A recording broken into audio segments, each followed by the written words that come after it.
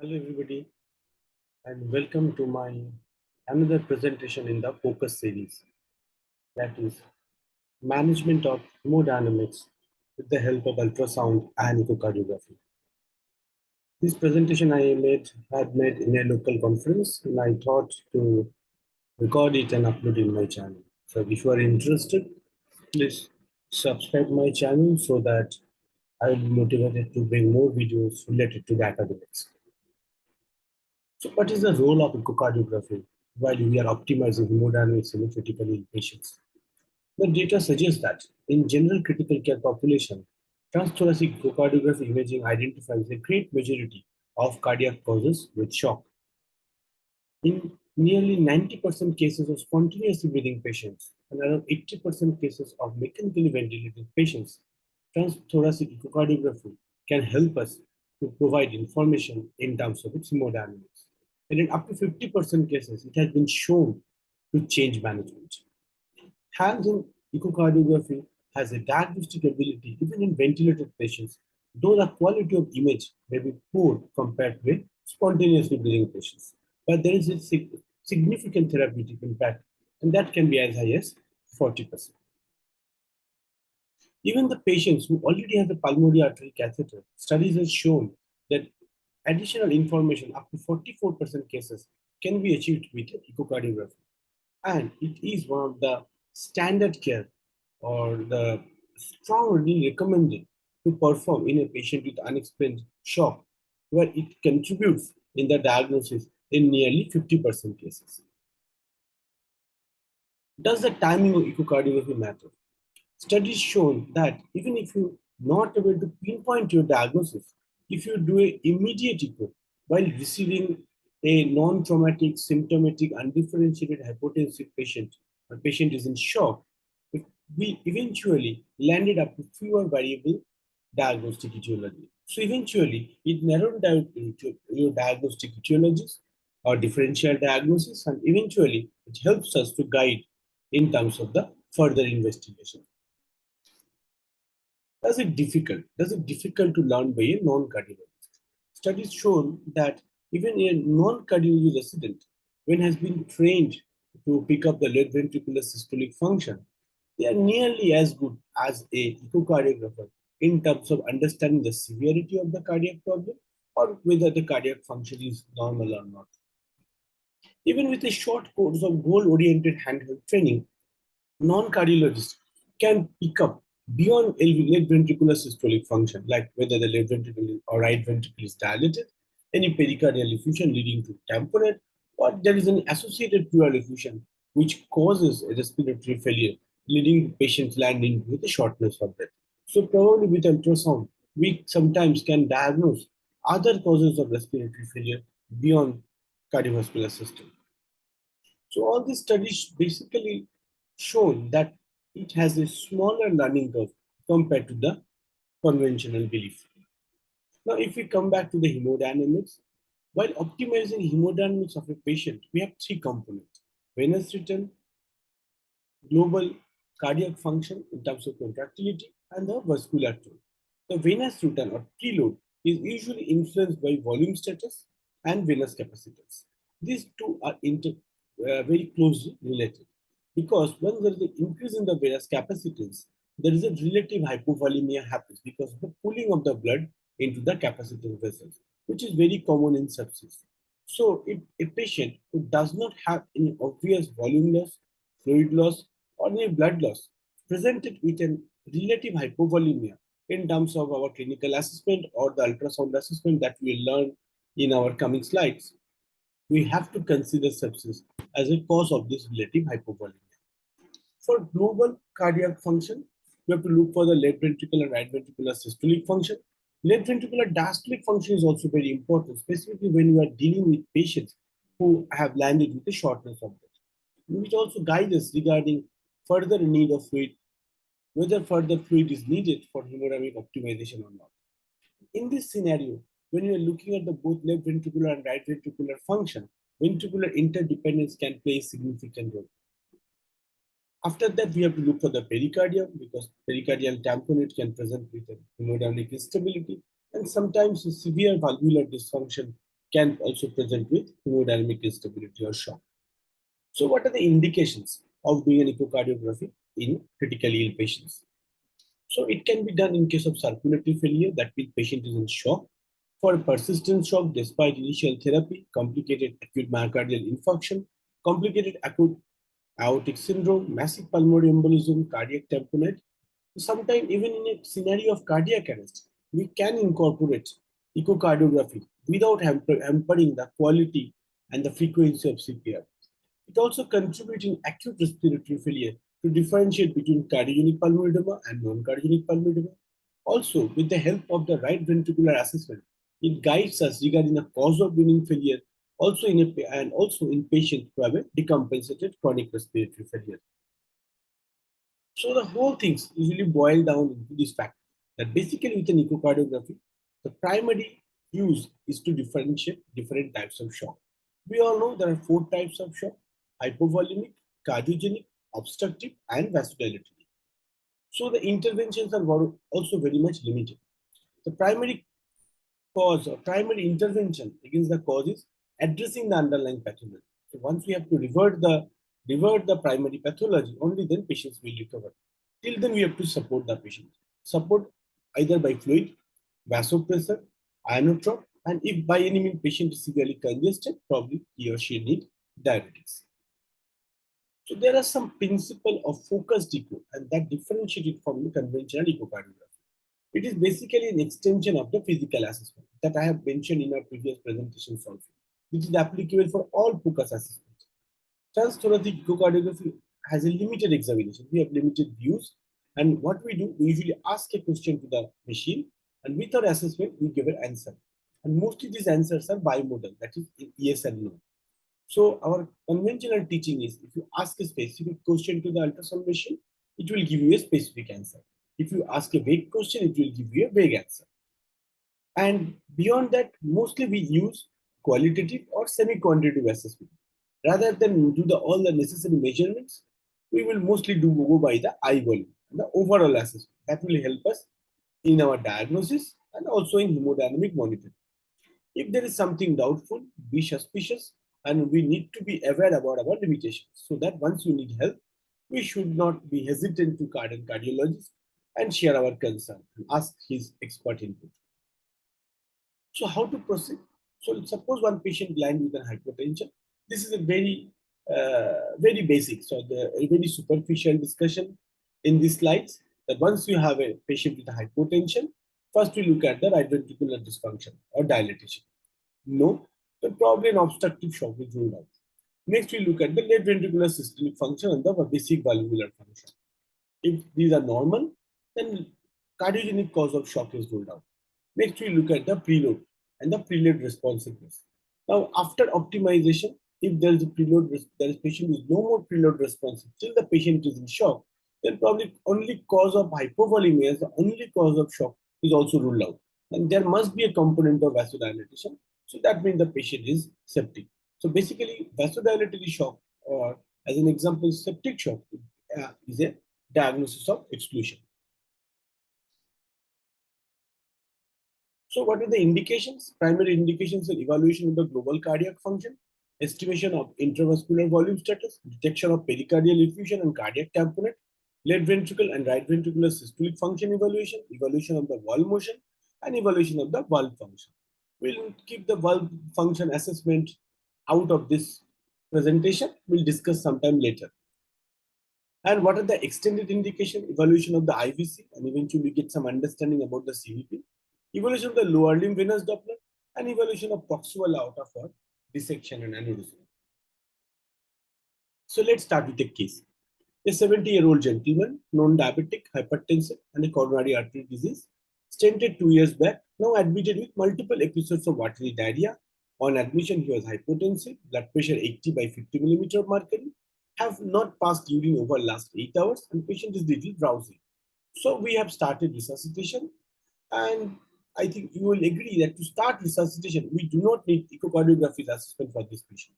This patient is hypovolemic, there is no doubt about it. So we'll start our resuscitation probably with a balanced salt solution. Now to evaluate how much fluid to give and when to stop, and also to look at the types of associated shock.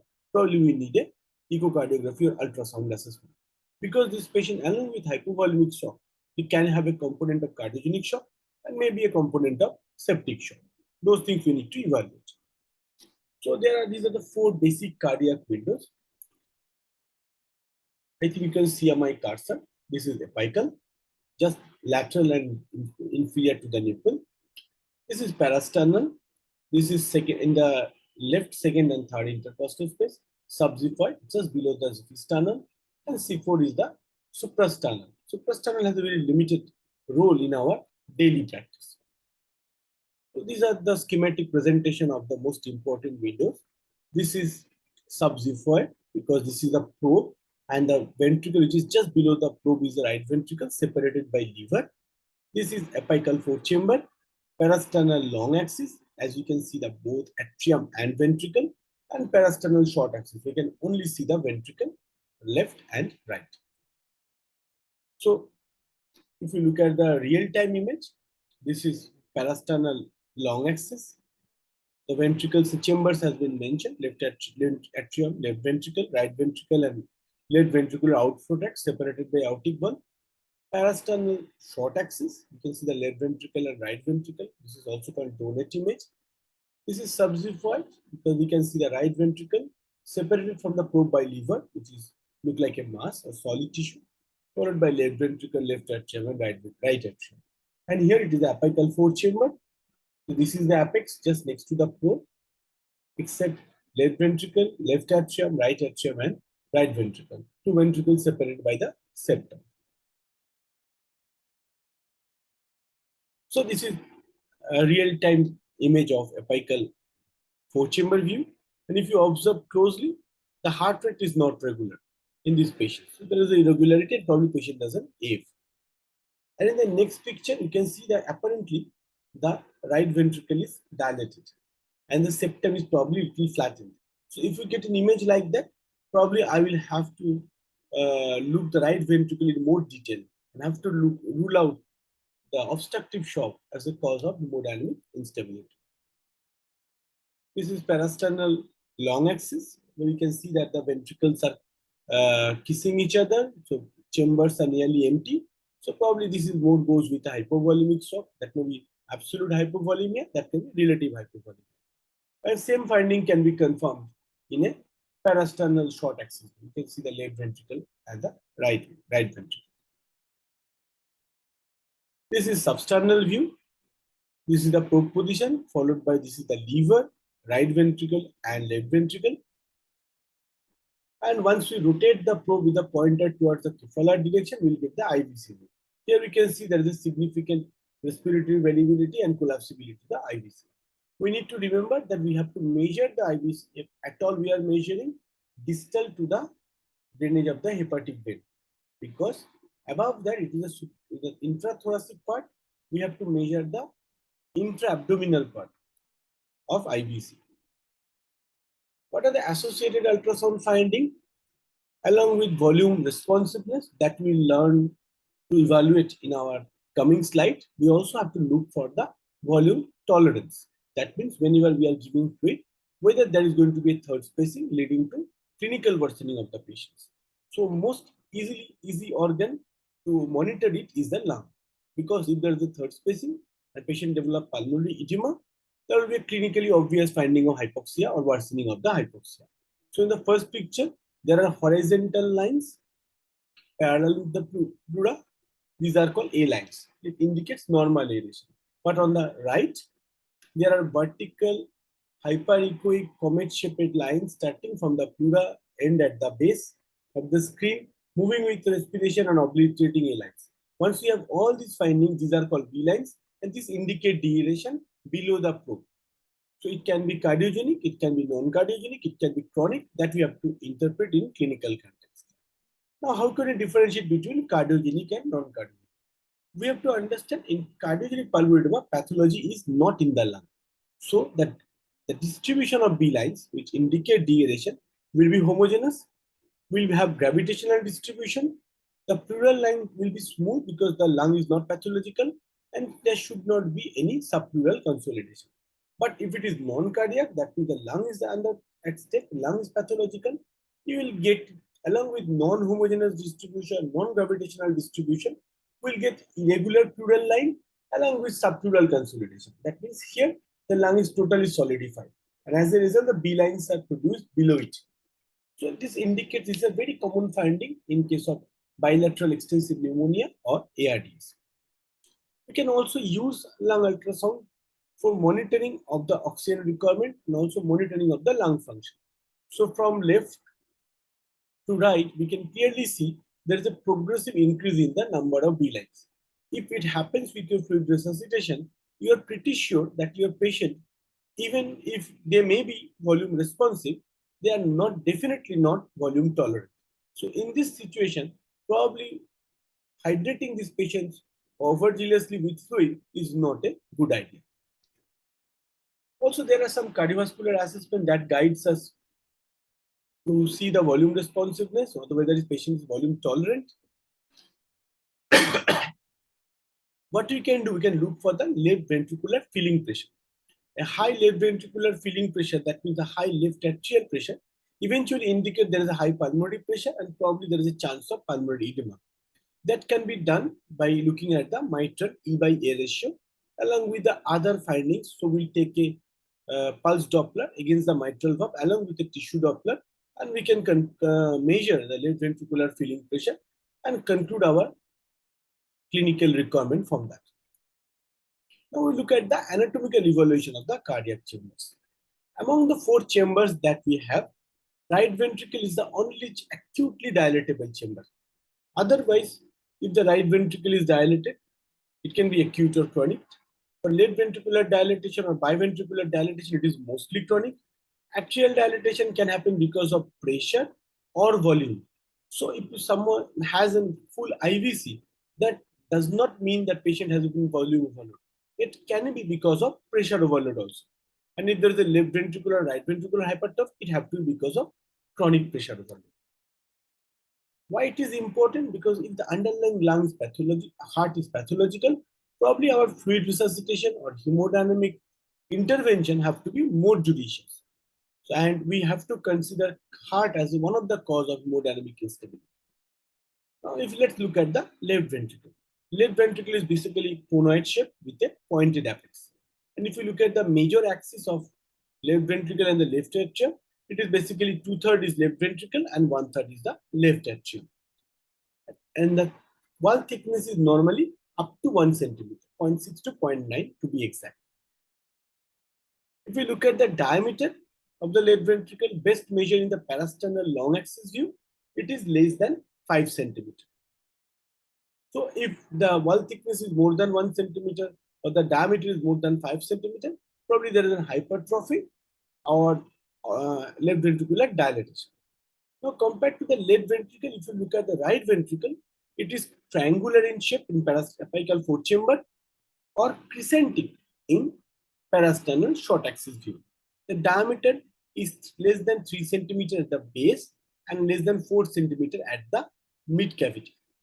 And if you measure the right ventricular end diastolic area as denoted by this blue area and compare with the left ventricular end diastolic area, it is usually less than 2/3.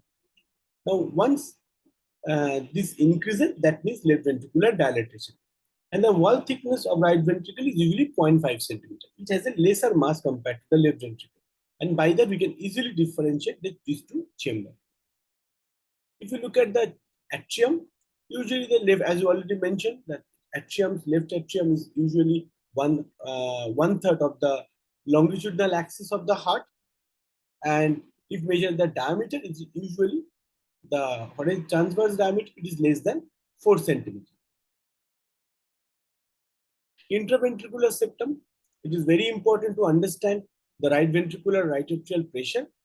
Normally, intraventricular septum usually convex towards the right side in all cardiac centers.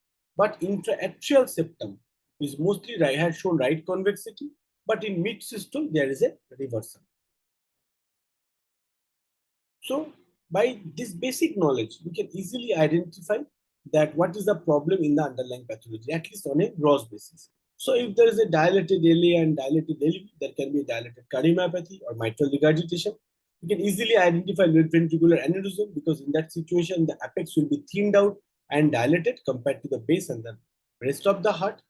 If there's an aortic stenosis, because left ventricle is contracting against an obstruction, the walls will be thickened and there will be left ventricular hypertrophy.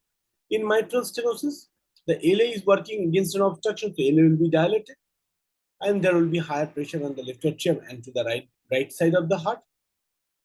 And also in case of chronic right ventricular failure, the right ventricular wall will be thick, right will be dilated, RA will be dilated, and there will be a high pressure. So this is a real-time image of all those clinical scenarios. In critical care, even if it is not routine, you will get cases like this in your practice, and you have to optimize your hemodynamic intervention according to the underlying cardiac function. So let's go to the left ventricular systolic function. Now, is eyeballing enough, or do we really need to measure all those difficult numbers while we are evaluating left ventricle? Studies show that if we just do the eyeballing and differentiate left ventricular systolic function by normal or mild, moderate, severe dysfunction, it is good enough. Now, along with that, we also have to focus that whether if there is an left ventricular systolic dysfunction, whether it is global or it is regional. Now, if someone is hellbound to measure, we can do that. We can do that in a one dimension. That is, we'll just look at the contractility of the heart at a certain area of the, and mostly we do that in the parasternal long axis. And we take the cursor, a mode through it, and after that we can easily get the left end diastolic diameter and end systolic diameter. In systole, the walls are coming nearby, so it will be less. And this is called fractional shortening. Normal value is more than 30%. Next, after one dimension, we can do the same thing in a two-dimensional view. Then we'll measure the area of the left ventricle. This is done in parasternal short axis view. And this is called fractional area changes. So it is the formula is end diastolic area minus end systolic area divided by end diastolic area. And it is obvious that end systolic area will be less. Normal value is again 35 to 65%. Third, what we can do, we can go to the three-dimensional view where we can measure the volume. And from that, once we calculate the from the volume, that is end diastolic volume minus end systolic volume divided by end diastolic volume, it gives to ejection fraction. And mostly we do it in the apical 4-chamber view. What do we do in the apical 4-chamber view and in apical 2-chamber view? We divide the left ventricle into multiple small disc-like area, both in systole and diastole. And by the application of biplane modified Simpson method, we can get that ejection fraction. And normally it is more than 55%, mild is 45 to 55, moderate 30 to 45, severe is less than 30. And as I mentioned, in critical care, it is good enough that we differentiate left ventricular dysfunction as mild, moderate, severe, rather than measuring the exact ejection fraction, because it eventually does not contribute to our clinical management. But does that good ejection fraction indicate good stroke volume? Probably not, at least in certain scenarios. For example, look at the first picture. When the end diastolic volume is 280 and the patient has ejection fraction of 15%. And the second case, end diastolic volume is 95 ml and patient has ejection fraction of 40%. So we can clearly see the effective cardiac output is higher in the first picture. And if the patient has an associated mitral regurgitation, then obviously things will become more complicated. Even with a higher end diastolic volume and ejection fraction, the effective forward flow and the development of cardiac output will be limited. So whenever we are focusing on measurement of the ejection fraction, we need to these factors in mind, and our target is to measure cardiac output, not ejection fraction. Now let's come back to our patients. What happened in this? Our patient was hypovolemic, we know. How can we confirm? We can look at the heart in the parasternal long axis view, and we can see that the chambers are empty.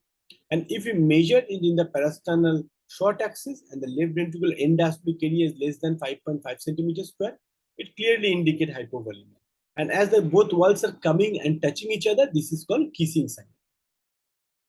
Look at that video, and we are pretty sure that this patient is hypovolemic because at the end of the systole, basically both the walls are coming very near to each other.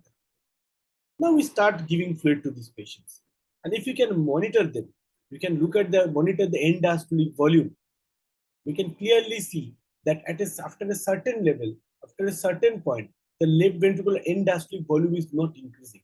Once this change is less than 10%, probably this patient is no more fluid responsive and we have to evaluate them more closely. So by ultrasound, we can clearly monitor the patient whether the heart is in the steep part of the Frank-Starling curve or not. Inferior vena cava measurements. This is very popular and everybody like to do it. Look at an IVC. But most of the studies shown that the measurement of IVC is very sensitive at two extremes. That is when the IVC is absolutely collapsed and when the IVC is absolutely full. But in reality, you will mostly get an IVC which is something in between. So if we are really measuring the diameter of the IVC in a spontaneously breathing patient, it will be respiratory IVC collapsibility index, and in positive pressure ventilation, it will be IVC distensibility index. And the formula is IVC at inspiration minus IVC at expiration divided by IVC at inspiration, specifically for mechanically ventilated patients. And if the variability is more than 18%, probably this patient is fluid responsive. But at the same time, if you get an IVC like that, probably this patient is unresponsive and you do not have to do all the measurements. Suppose we are not getting the view of the IVC. Patient may have an upper abdominal surgery, maybe a binder, maybe abdominal laparoscopic surgery and having some gas in the abdomen, so we are not getting any window.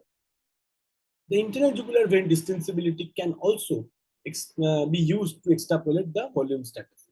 You can see in the picture, the first one, when the external jugular vein is collapsing with respiration, probably this patient is fluid responsive. And the second case, where it is does not show any respiratory variation, probably this patient is not fluid responsive. As you already discussed, our primary target is to measure the cardiac output. And why it is important? Because that eventually indicates the perfusion to the tissue. But in a septic patient, cardiac output may be very, very high. So how we can be sure that this cardiac output is good enough? It is not important. Important is to look at the change in cardiac output with our intervention, that is with the fluid. Whether our fluid administration can change or improve our cardiac output and eventually help in the improvement in shock. So what we can do, to measure the cardiac output, we have to look for the left ventricular tract outflow velocimetry. So we take the apical 5-chamber view, we put our M color into the left ventricular outflow, look at the direction of the flow, and then put our pulse Doppler along that. Because and if it is not in the same direction, your measurements will be erroneous. And then you will get a picture like that. The area under the curve of this line will indicate the flow at a certain time. Now, once we multiply the flow with the diameter of the left ventricular outflow tract, we'll get the stroke volume compared to the timing of the cardiac cycle. And by that, if you look at the respiratory variability, then or other intervention that shows the change in the cardiac output with intervention, that probably guide us in terms of fluid responsiveness. So what are the things we can do? One, we can give some fluid and measure the change in cardiac output. Second is very popular, is called tidal volume challenge, that has been done by Dr. Shaila, and it's a very popular landmark paper that has changed your critical care practice. You increase your tidal volume in the ventilator for 6 ml to 8 ml, and as a result, there will be a change in the cardiac output. In the original study, they have measured it with a continuous cardiac output monitoring device. You can do that with an ultrasound also, or echocardiography also, once you acquire that skill. Another can be done with the passive leg raising test. Same idea, you do the passive leg raising, there will be an auto bolus or auto transfusion of blood, and eventually it should increase the cardiac output. This is very popular in emergency department when the patient does not have any other advanced invasive devices. There's a very popular intervention or a very promising intervention in critical care. So after that, let's go back to our case. The patient was hypovolemic. We have done resuscitation at per our echocardiographic finding. Optimal fluid resuscitation has been done. Patient was septic, so appropriate antibiotic has been added. BP stable with a noradrenaline and vasopressin, and both those supports are gradually coming down. Now on day 2, there is a sudden worsening in the hypotension. And empirically, we thought that sepsis is worsening, so we have escalated antibiotic. There is a worsening acidosis with increasing lactate. So that probably raises a concern that something is not wrong. What should be done? We should again fall back to ultrasound and echocardiography and do our cardiac evaluation again. And what we have found?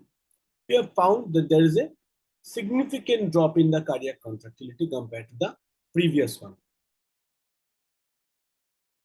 So it can be, we can be two scenarios when you can see there is a septic cardiomyopathy linked to global LV systolic dysfunction, or you can get a picture like that in the right side, which is called Takotsubo or stress cardiomyopathy, when the base is moving well, but there is an apical ballooning. There is an apical ballooning with a significant decrease in contractility of the apex. This is stress cardiomyopathy or Takotsubo cardiomyopathy. So once we know that cause, probably we can address it. We can try to give the cardiac support in terms of dobutamine or levosimendan if we really want to increase the tissue perfusion or the cardiac output. Now, suppose you get a regional wall motion abnormality. Next thing is expected that we will be able to see which vessel is the culprit. Now, that can be done once we divided heart into different area, and according to the color code, you know that which area of the heart is supplied by which artery. It can be right coronary artery, left anterior descending, and the left circumflex. To remember it easily for intensivist, it is better we go back to the parasternal short axis view. Here you can easily see this is the anterior, this is anteroseptal wall, inferoseptal wall, inferior wall, inferolateral wall, anterolateral wall, and this is the anterior wall. So by this we can easily identify which artery is supplying the area and which is the culprit vessel. Accordingly, the cardiologist can do the necessary intervention. So already we have reviewed the patient for two types of shock, or probably three types of shock: hypovolemic, septic, and cardiogenic. Now let's continue with our case. This is a very unfortunate fellow that even after 10 days, he's still on ventilator and on weaning process. We could not take him off the ventilator. One episode of GI bleed is there. So on pantoprazole infusion, and also it indicates that patient is not on any DVT prophylaxis. And now this patient developed a new onset shock with worsening hypoxia and not tolerating pressure support anymore. So what next? In our practice, we again go back to with the ultrasound, and again do the detailed assessment of the cardiorespiratory system. And what we find here? We found there is a acute dilatation of the right ventricle and right atrium. There is a septal deviation in the apical foot chamber, and once we do a parasternal short axis, we can see the septum is deviated and there is a D-shaped left ventricle, and the right ventricle is dilated. So it indicates the cause of obstructive shock. So what happened in case of pulmonary embolism? There are a few changes that can happen in the heart compared to the normal RV. There will be RV dilatation and there will be a small LV. There will be free wall hypokinesia of the right ventricle, and there will be septal flattening with a paradoxical movement. That means the septum compared to the right-sided convexity will be flattened, and there will be left-sided convexity depending on the severity. Now, if you want to measure the right ventricular end-diastolic area and the left ventricular end-diastolic area, in moderate dysfunction, this ratio will be 0.6 to 1, normally which is less than 0.6, and severe cases it will be more than 1. Right ventricular dilatation can be absolute. We have already mentioned that the base it is less than 3 centimeter and the mid cavitary it is less than 4 centimeter. Here it is very obvious there is a absolute increase in the right ventricular dilatation. That can be measured in apical fourth chamber and also in parasternal long axis. Now, what about the contractility? Contrary to the left ventricle, the free wall of the right ventricle contributes minimum to the cardiac output. It is mostly a vertical pump, piston-like movement that happens in the right side and while generating the cardiac output. So the movement of the annulus is more definitive about the right ventricular contractility. So what we do, we measure something called TAPSE, tricuspid annular plane systolic excursion. What happened? We put an M mode here, at the base of the annulus, and once you start the mode, we get a picture like that. The normal value is 1.3 to 1.6 centimeter, depending on the different literature. Here, when the right ventricular contractility is poor, once you put a cursor like that, we get an TAPSE like this, which is significantly small, maybe less than 0.8, 0.9. It indicates there is a definitive compromise in the right ventricular systolic function along with dilatation. What can we do more for diagnosis of pulmonary embolism or obstructive shock in this scenario? We can take a color through the right ventricle, and along with the regurgitant jet, we can take a continuous Doppler, and you get a picture like that.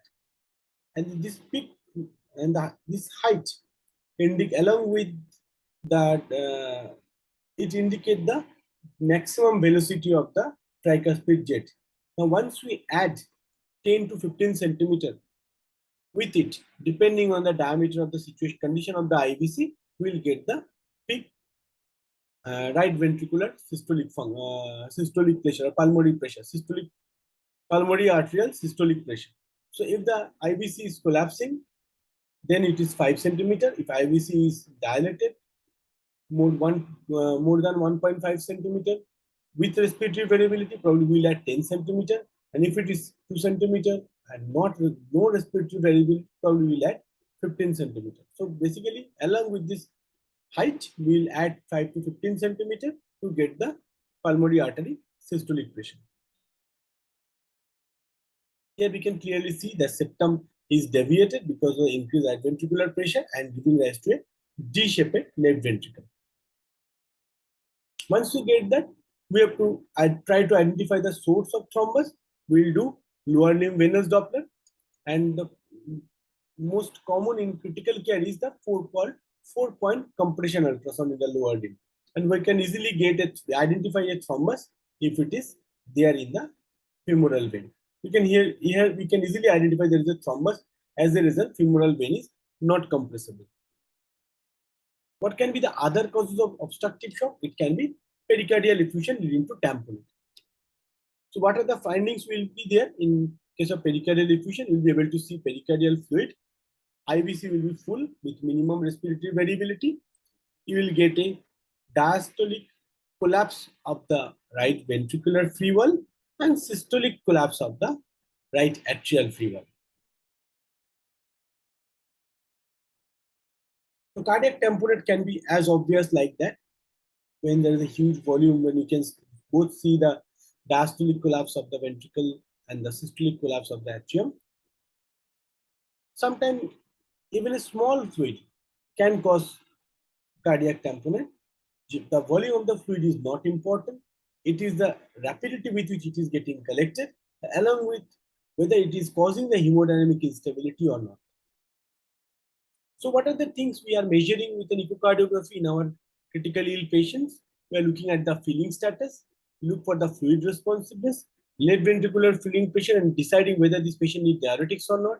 We can look at the cardiac output, and with fluid bolus, we can look at the dynamicity of the cardiac output, the change in the cardiac output, and also we can look at the pulmonary artery systolic pressure, and for that, we can predict about the pulmonary embolism.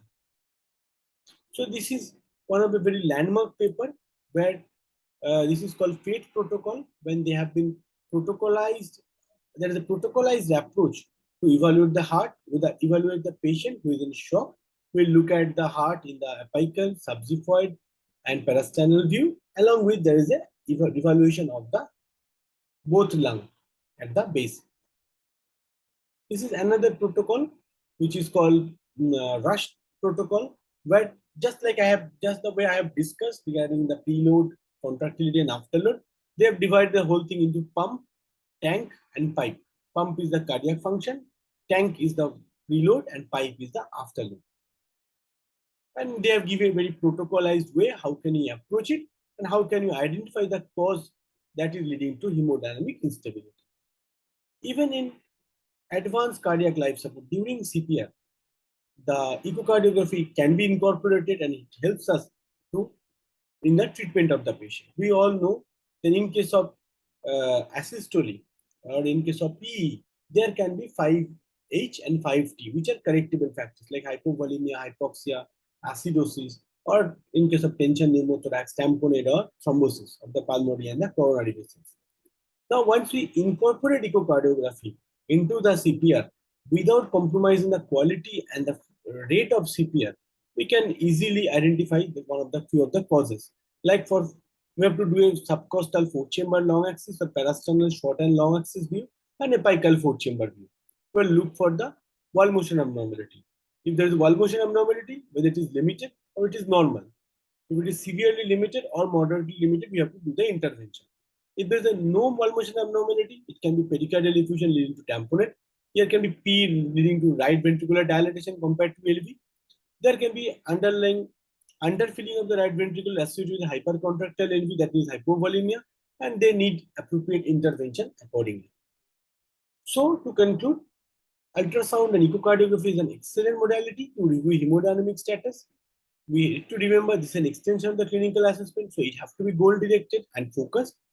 Compared to the conventional belief, especially the basic echocardiography has a small learning curve. For the advanced one, you have to be very dedicated.